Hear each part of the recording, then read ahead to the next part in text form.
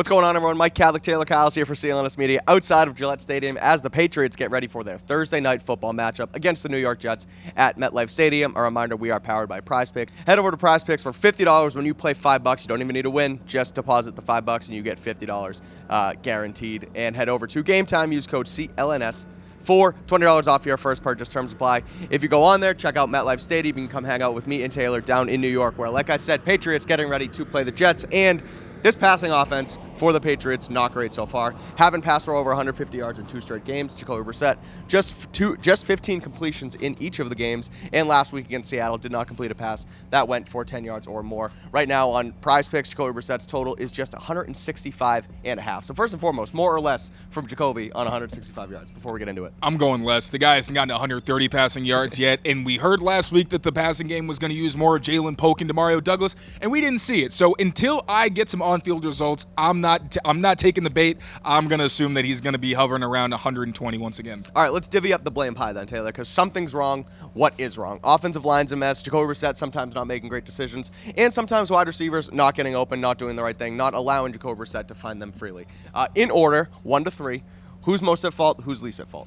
I'm going to put most on Jacoby Brissett, and I understand that's not totally fair because he's been under a lot of pressure, but there have been plays that he could make that he hasn't. And as the veteran quarterback, the reason he was brought in is because he's a good decision maker, he's aggressive when he needs to be, and he's accurate. These were the things that we were sold on. They're the things I sold you all on because it's what the tape had shown from him for the past few years. We're not seeing that. This is a different version of Jacoby, and we'll get into the pass protection issues and why that may have understandably affected his confidence. There's also the fact that he's taken 70% of the snaps as opposed to the 95% at least that starting quarterbacks get. So I get that Jacoby's not in an easy situation, but even still, this is a passing game where you have the ball in your hands every single play. So by nature, you are going to have the most responsibility. I've just seen too many plays that have been left on the field and too many times where he's had to hold on to the ball. I think his average time to throw is one of the highest in the NFL. And while you might say, oh, that's just because no one's getting open, that hasn't really been the case on tape. Okay, number 2, offensive line, I assume, or the wide receivers taking number 2? It's got to be the offensive line. And it'd be one thing if it was Vidarian Lowe having a hard game, because those kinds of things you expect. He's going to go against some really good pass rushers, and he's still learning in this Scott Peters system. And frankly, he really is more of a spot starter than he is someone that you want playing for you every single game. The biggest issue with the pass protection last week was everybody was getting worked. Mike Nwenu was losing in ugly fashion. Michael Jordan and Layden Robinson both got pushed back at some inopportune times, and Byron Murphy was a handful. I was really highlighting Leonard Williams, thinking Byron Murphy's still young. I mentioned how explosive he was, but he gave David Andrews the work. He gave Layden Robinson the work. It was the biggest reason that Jacoby Brissett was sacked in the play right before the Patriots ended up missing a field goal was because he had pressure from the inside and the outside. If you have edge pressure, you can step up, and Jacoby's shown he has eyes in the back of his head. He's done a great job extending these plays and still putting the Patriots in positions to be successful, but the fact that there are times where he has nowhere to go or is having to make multiple pass rushers miss on the same drop back, that's completely unsustainable. This is a patchwork group. I understand they're going to have some vulnerabilities, but some of this play, especially from guys like Mike Nwenu and David Andrews, who was put in a tough spot, still, you expect more from those guys. And that's why I have it flipped, Taylor. I think offensive line number 1, Jacoby number 2, because, Jacoby can't get everything done when the offensive line is always in his face. And I get that. I like the way you put it, where he's the quarterback, the responsibility goes on him. And I think he thinks that in his own mind. I can get this done even with this poor offensive line play. However, there are times, too, where it just there's nowhere for him to go. He's running around aimlessly. Yes, he could step up one way and try and complete a pass. He could step up another way and kind of get out and be patient with the football or be more protective of the football, what have you. But I'm still putting it on the offensive line. But I think 1A, 1B. Is that fair? I think that's 1A, fair. 1B for each of us. But I think we both agree that third on the list. Now, they haven't been perfect, but wide receivers don't garner as much of the blame as the offensive line and quarterback Jacoby Brissett. What have you seen from the wide receivers that's successful, and how can they improve?